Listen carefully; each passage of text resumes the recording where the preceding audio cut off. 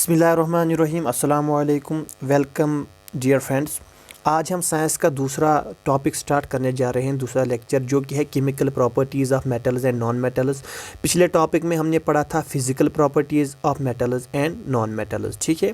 तो वहाँ पे एक जगह पे थोड़ी सी मिस्टेक हुई थी, वो ये थी कि जो लास्ट वाली प्रॉपर्टी मैंने पढ़ाई थी ऑक्साइड्स की, तो ये केमिकल प्रॉपर्टी में ही आती है।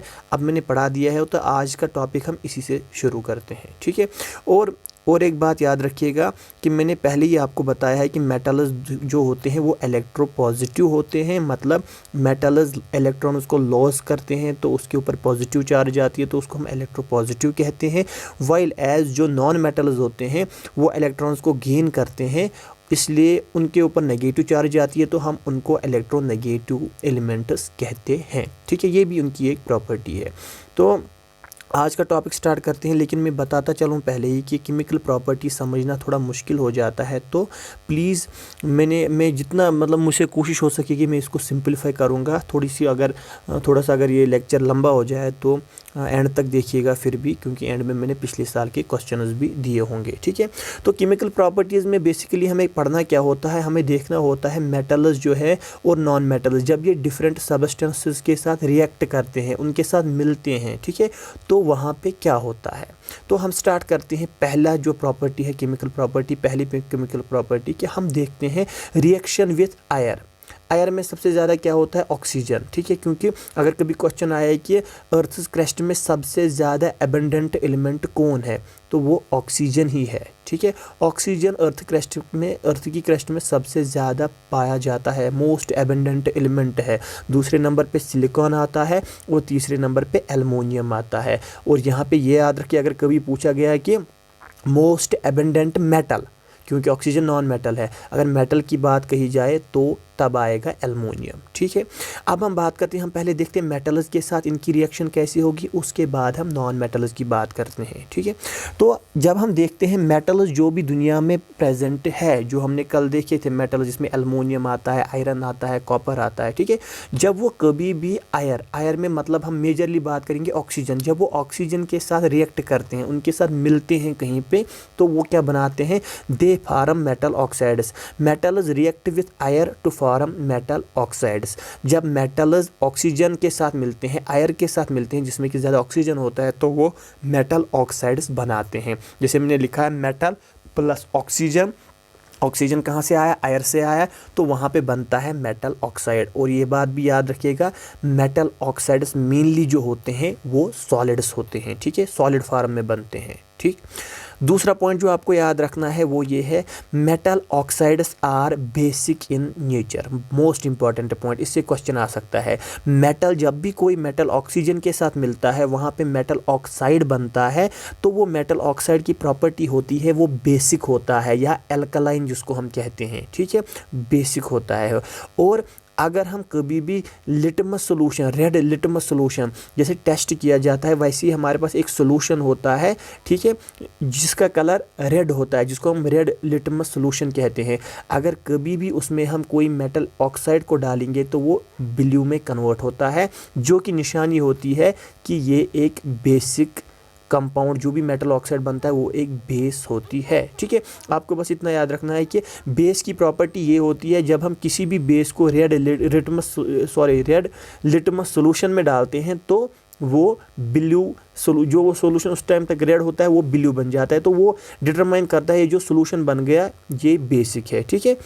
तो सारे मेटल ऑक्साइड जो है वो बेसिक ही होते हैं। एग्जाम्पल देते हैं, जैसे कॉपर को देख लो, मैंने यहाँ पे लिखा है कॉपर एक जो है मेटल है, जब वो ऑक्सीजन के साथ मिलता है तो वो बनाता है 2 टाइम्स CuO, मतलब कॉपर ऑक्साइड बनाता है। वैसे मैग्नीशियम, क्योंकि ये एक मेटल है, जब ये ऑक्सीजन के साथ मिलता है ये भी मैग्नीशियम ऑक्साइड ही बनाता है। ये आपने याद रखा, क्या पहला पॉइंट याद रखा आपने कि मेटल जब भी ऑक्सीजन के साथ मिलते हैं, आयर के साथ मिलते हैं, वो मेटल ऑक्साइड बनाते हैं, और मेटल ऑक्साइड जो होते हैं वो सॉलिड होते हैं, ठीक है, हमेशा। और दूसरा इंपॉर्टेंट पॉइंट याद रखा कि मेटल ऑक्साइड्स हमेशा बेसिक होते हैं, मेटल के ऑक्साइड बेसिक होते हैं। मेटल जब ऑक्सीजन के साथ मिलता है तो जो वहाँ पे मेटल ऑक्साइड बनता है वो बेसिक होते हैं, ठीक है, जैसे मैंने यहाँ पे कुछ एग्जाम्पल दिया। लेकिन अब आपको यहाँ पे और एक जो इम्पॉर्टेंट पॉइंट है वो याद रखना है कि पोटेशियम, सोडियम एंड लिथियम। ये तीनों जो है वो मेटल है, पोटेशियम, सोडियम, लिथियम। ये जो होते हैं इनको स्टोर किया जाता है केरोसिन ऑयल में। क्यों? क्योंकि ये बहुत ज़्यादा रिएक्टिव है। अगर आप हम कहीं पे बाहर अभी प्लेट में पोटेशियम को रखोगे, सोडियम को रखोगे, लिथियम को रखोगे, क्योंकि बाहर तो आयर है, आयर में ऑक्सीजन प्रेजेंट होता है। जब ये तीनों ऑक्सीजन के को देखते हैं, ऑक्सीजन के साथ जैसे ही ये मिलते हैं, वहाँ पे आग जो है इट कैचेस फायर, वहाँ पे आग जल जाती है। ठीक है, वहाँ पे आग लग जाती है। इसलिए क्या होता है, क्योंकि अगर कभी भी सोडियम, पोटेशियम या लिथियम ऑक्सीजन के साथ मिले तो यहाँ पे क्योंकि आग लगने का खतरा होता है, आग लग जाती है। इसलिए इन तीनों को स्टोर किया जाता है केरोसिन ऑयल में, ताकि ये आयर के कांटेक्ट में ना आए। ठीक है, और एक पॉइंट, मैग्नीशियम भी एक मेटल है। Magnesium metal does not react with oxygen at room temperature. Room temperature मतलब जो अभी का टेम्परेचर होता है 25 डिग्री जब टेम्परेचर होता है, नॉर्मल टेम्परेचर जो होता है, मैग्नीशियम जो है, अगर हम मैग्नीशियम को बाहर रखेंगे, ऑक्सीजन ऑलरेडी एयर में है, ये दोनों रिएक्शन नहीं करते हैं। तो क्या किया जाता है, but on heating it reacts with and gives intense heat. लेकिन कभी जब मैग्नीशियम को अब हीट देंगे नीचे से, जब हम इसको हीट देंगे तब क्योंकि ऑक्सीजन प्रेजेंट होता है एयर में, ये ऑक्सीजन के साथ मिलता है और वहाँ पे इंटेंस हीट, बहुत ज़्यादा हीट और लाइट प्रोड्यूस हो जाती है। जिसमें मैंने दिखाया मैग्नीशियम जो होता है जब वो ऑक्सीजन के साथ मिलता है, लेकिन कब, जब हम उसको हीट देंगे, वरना ये नहीं मिलता। ठीक है, तब वहाँ पे बहुत ज़्यादा हीट प्रोड्यूस हो जाती है। ठीक है, और एक पॉइंट इसमें याद रखना है, iron does not burn even when heated in dry air. जैसे हमारे पास जो आयरन होता है, अगर हम उसको जलाएं भी नीचे, अगर हम उसको गर्म भी करें, तब भी वो जो है ऑक्सीजन के साथ नहीं मिलता है। नॉर्मली ड्राई आयर जो होता है, ड्राई आयर के साथ नहीं मिलता है, मतलब जो ऑक्सीजन प्रेजेंट होता है, अगर मॉइस्चर ना हो वहाँ पे, तो आयरन इस जो ऑक्सीजन है उसके साथ नहीं मिलता है, अगर हम हीट भी दें उसको। ठीक है, लेकिन but in humid conditions iron becomes oxidised and rusts. लेकिन अगर हम कभी भी आयरन को कहीं पे रखते हैं बहुत टाइम के लिए और वहाँ पे उसको थोड़ी मॉइस्चर मिले, वाटर मिले, तो वहाँ पे क्या होता है, उस टाइम आयरन जो है वो आयर के साथ मिलता है in presence of moisture, water, और वहाँ पे रस्ट बन जाता है उसके ऊपर, जिसको हम करोजन कहते हैं। उसके ऊपर वो रस्ट की एक लेयर बनती है, जिसकी रस्ट की फार्मूला होती है Fe2O3 into x times water का मतलब होता है 2 टाइम्स 3 टाइम्स, मतलब वाटर हो सकते हैं, वो वेरी किया जा सकता है। तो ये है रस्ट की जो है फार्मूला। ठीक है, और मोस्ट इंपॉर्टेंट पॉइंट ये वाला भी याद रखना है, एल्युमिनियम एंड जिंक ये दोनों मेटल है, लेकिन जब ये ऑक्सीजन के साथ मिलते हैं तो ये एल्युमिनियम ऑक्साइड और जिंक ऑक्साइड बनाएगा। वो दोनों जो है एम्फोटेरिक है। जैसे मैंने कहा था कि मेटल जो ऑक्साइड बनाता है वो बेसिक होता है, लेकिन एल्युमिनियम और जिंक, फिर से याद रखना, एल्युमिनियम और जिंक के ऑक्साइड जो होते हैं वो एम्फोटेरिक होते हैं। एम्फोटेरिक का मतलब होता है वो दोनों प्रॉपर्टी शो करते हैं, कभी एसिडिक प्रॉपर्टी शो करते हैं, कभी बेसिक प्रॉपर्टी शो करते हैं। ठीक है, तो ये आपको याद रखना है किसके बारे में, मेटल्स के बारे में, कि मेटल्स जो होते हैं वो जब आयर के साथ रिएक्ट करते हैं, ऑक्सीजन के साथ रिएक्ट करते हैं, तो वो मेटल ऑक्साइड बनाते हैं, वो सॉलिड होते हैं। मेटल ऑक्साइड्स नेचुरली बेसिक होते हैं except aluminium oxide and zinc oxide जो एम्फोटेरिक होते हैं, जो अभी हमने देखा। ठीक है, और पोटेशियम, सोडियम और लिथियम को केरोसिन में रखा जाता है, क्योंकि वैसे नॉर्मली अगर ये ऑक्सीजन के साथ मिले तो वहाँ पे it catches fire, that is why it is kept under kerosene oil. तीसरा पॉइंट, मैग्नीशियम मेटल जो है वो ऑक्सीजन के साथ generally normal temperature, room temperature पे नहीं जलता है। तो अगर हम काम करें, अगर इसको हीट दे देंगे तो ये उस टाइम जलता है और वहाँ पे बहुत ज़्यादा हीट प्रोड्यूस होती है। आयरन जो है, आयरन बर्न, अगर हम आयरन को हीट भी दे देंगे तो वो ऑक्सीजन के साथ नहीं मिलता है नॉर्मली, लेकिन अगर मॉइस्चर प्रेजेंट हो, वाटर प्रेजेंट हो, तब उसके ऊपर एक लेयर बनता है जिसको हम रस्ट कहते हैं, जिसकी formula Fe2O3 into x times water है। ठीक है, यही थोड़ा सा लंबा है, बाकी सारी छोटी छोटी प्रॉपर्टीज़ है, तो आप ध्यान रखिएगा। अब हम बात करते हैं नॉन मेटल्स की। ये तो हमने देखा जब मेटल ऑक्सीजन के साथ मिलते हैं। अब जब नॉन मेटल जो है ऑक्सीजन के साथ मिलते हैं, आयर के साथ मिलते हैं, तब क्या होता है, non metals react with oxygen to form acidic oxides or neutral oxides. वहाँ पे हमने देखा मेटल जब भी ऑक्सीजन के साथ मिलते थे तो मेटल ऑक्साइड्स बनाते थे, मतलब metal plus oxygen, metal oxide, और वो बेसिक होता था। लेकिन यहाँ पे क्या होता है, जो नॉन मेटल है जब वो ऑक्सीजन के साथ मिलता है तो वो बनाते हैं नॉन मेटल ऑक्साइड्स, जो या तो एसिडिक होंगे या न्यूट्रल होंगे। मतलब ज़्यादातर एसिडिक ही होते हैं, लेकिन फ्यू एक्सेप्शंस होती है जब वो न्यूट्रल होंगे। मैं अभी एग्जांपल के थ्रू समझाता हूँ। जैसे देखिए, कार्बन एक नॉन मेटल है, वो ऑक्सीजन के साथ मिलता है तो वो CO2 बनाता है। सल्फर एक नॉन मेटल है, ऑक्सीजन के साथ मिलता है SO2 बनाता है। तो CO2 और SO2 को हम कहेंगे नॉन मेटल ऑक्साइड्स, और ये दोनों एसिडिक होते हैं, इनका नेचर, ठीक है। और एक बात याद रखना है, नॉन मेटल ऑक्साइड जो होते हैं जैसे CO2, SO2, ये अगर हम इसको पानी में मिलाएंगे, अगर इनको हम पानी के साथ ऐड करेंगे तो वहाँ पे एक एसिड बनता है। जैसे अगर हम कार्बन डाइऑक्साइड को वाटर के साथ मिलाएं तो वहाँ पे कार्बोनिक एसिड बनता है। जैसे सल्फर डाइऑक्साइड को वाटर के साथ मिलाएं तो सल्फ्यूरस एसिड बनता है, ठीक है। सल्फ्यूरिक एसिड नहीं, सल्फ्यूरस एसिड बनता है, ठीक है। तो क्या कहा मैंने अभी तक, मैंने कहा नॉन मेटल जो होते हैं जब वो ऑक्सीजन के साथ मिलते हैं तो वो क्या, जो ऑक्साइड्स बनाते हैं नॉन मेटल ऑक्साइड्स, वो या तो एसिडिक होंगे या न्यूट्रल होंगे। जैसे हमने यहाँ पे देखा कार्बन, तो एसिड, कार्बन डाइऑक्साइड और सल्फर डाइऑक्साइड जो भी है दोनों एसिडिक ऑक्साइड है। और अगर हम इन नॉन मेटल ऑक्साइड्स को वाटर के साथ मिलाएं तो वहाँ पे एक एसिड बनता है, जैसे ये मैंने एग्जांपल में दिखाया। अब एक्सेप्शन मतलब अभी मैंने कहा नॉर्मली तो एसिडिक ऑक्साइड्स बनते हैं नॉन मेटल्स के, लेकिन कभी कभी क्या होता है, अगर हम कार्बन को जलाए ऑक्सीजन के साथ बट इनसफिशिएंट ऑक्सीजन अगर हो, कभी कभी कमरे में क्या होता है कि ऑक्सीजन कम प्रेजेंट होता है क्योंकि हमने खिड़कियाँ विड़कियाँ बंद की होती है, तब कार्बन मिलता तो है ऑक्सीजन के साथ लेकिन ऑक्सीजन कम होता है, तो वहाँ पे कार्बन डाइऑक्साइड के बदले कार्बन मोनोऑक्साइड प्रोड्यूस होता है, जिसकी वजह से आजकल विंटर में काफ़ी डेथ्स भी होती है, क्योंकि सारी खिड़कियाँ बंद करके फिर वहाँ पे वो हीटर वगैरह जला के रखते हैं उस वजह से। तो वो यही होता है, कार्बन जब इनसफिशिएंट ऑक्सीजन के साथ मिलता है तो कार्बन मोनोऑक्साइड बनाता है। और ये कार्बन मोनोऑक्साइड अब क्योंकि नॉन मेटल ऑक्साइड है, ये एसिडिक होना चाहिए लेकिन ये न्यूट्रल होता है, ठीक है। वैसे ही हाइड्रोजन एक नॉन मेटल है, जब वो ऑक्सीजन के साथ मिलता है तो H2O वाटर बनाता है। हम सबको पता है वाटर एसिडिक नहीं होता है बल्कि वो न्यूट्रल होता है, ठीक है। ये रही पहली प्रॉपर्टी जो सबसे बड़ी थी। अब आगे जो भी प्रॉपर्टीज़ आएंगे वो छोटी छोटी ही हैं। दूसरी प्रॉपर्टी हम देखेंगे रिएक्शन विथ वाटर। हम देखेंगे कि मेटल को अगर हम वाटर के साथ मिलाएं तो क्या होता है। These react with water to form metal hydroxide. All metals do not react with water. Metals को जब हम वाटर के साथ मिलाते हैं तो वहाँ पे बनता है मेटल हाइड्रोक्साइड। ऊपर बनता था मेटल ऑक्साइड, यहाँ पे बनता है मेटल हाइड्रोक्साइड। लेकिन यहाँ पे कहा गया है कि सारे मेटल जो है वो वाटर के साथ नहीं रिएक्ट करते। तो यहाँ पे इम्पॉर्टेंट बनता है कौन कौन मेटल नहीं करता है रिएक्ट, उससे क्वेश्चन आ सकता है, ठीक है। तो पहले हम एग्जांपल देंगे, जैसे पोटेशियम है के, जब ये वाटर के साथ मिलता है तो ये बनाता है पोटेशियम हाइड्रोक्साइड। हाइड्रोक्साइड का मतलब है ऑक्सीजन और हाइड्रोजन जब मिलते हैं तो वो हाइड्रोक्साइड बनाते हैं, पोटेशियम हाइड्रोक्साइड, ठीक है। और वहाँ पे हाइड्रोजन गैस रिलीज हो जाता है। लेकिन अब और एक बात याद रखना, ये तो हो गई जब हम वाटर के साथ मिलाते हैं। अगर मेटल्स को रिएक्ट किया जाए, metals react with steam to form metal oxide. अगर आप मेटल को स्टीम के साथ रिएक्ट करेंगे, अगर आप मेटल को स्टीम के साथ रिएक्ट करेंगे, स्टीम का मतलब होता है वेपर्स जो होते हैं, ठीक है। अगर वेपर्स के साथ रिएक्ट करेंगे तो उस टाइम मेटल हाइड्रोक्साइड नहीं बल्कि मेटल ऑक्साइड बनेगा। बस ये याद रखना है कि मेटल्स को अगर वाटर के साथ मिलाओगे मेटल हाइड्रोक्साइड बनेगा, मेटल्स को अगर आप स्टीम के साथ मिलाओगे तो मेटल ऑक्साइड बनेगा, ठीक है। ये बात याद रही। अब कौन कौन सा मेटल है जो वाटर के साथ रिएक्ट नहीं करता।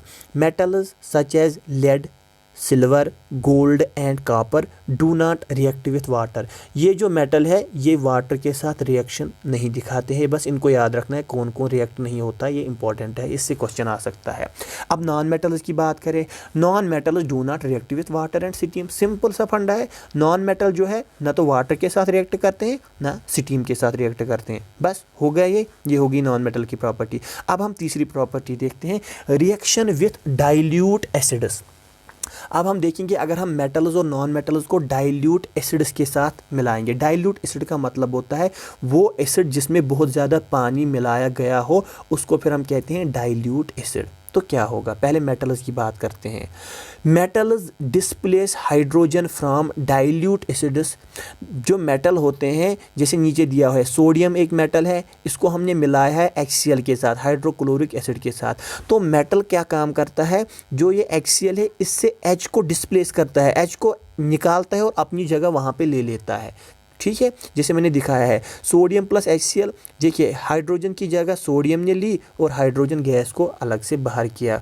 वैसे ही मैग्नीशियम प्लस HCl, हाइड्रोजन को अलग किया, मैग्नीशियम ने हाइड्रोजन की जगह ली MgCl2 plus H2।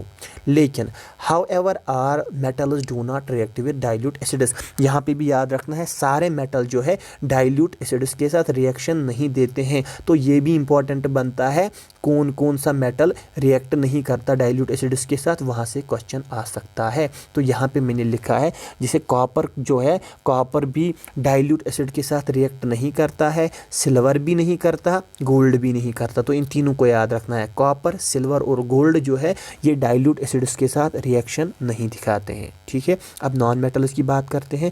They do not react with dilute acids. Simple सा फंडा है, नॉन मेटल्स जो है वो डाइल्यूट एसिड्स के साथ भी रिएक्शन नहीं दिखाते हैं। बस हो गया इनका।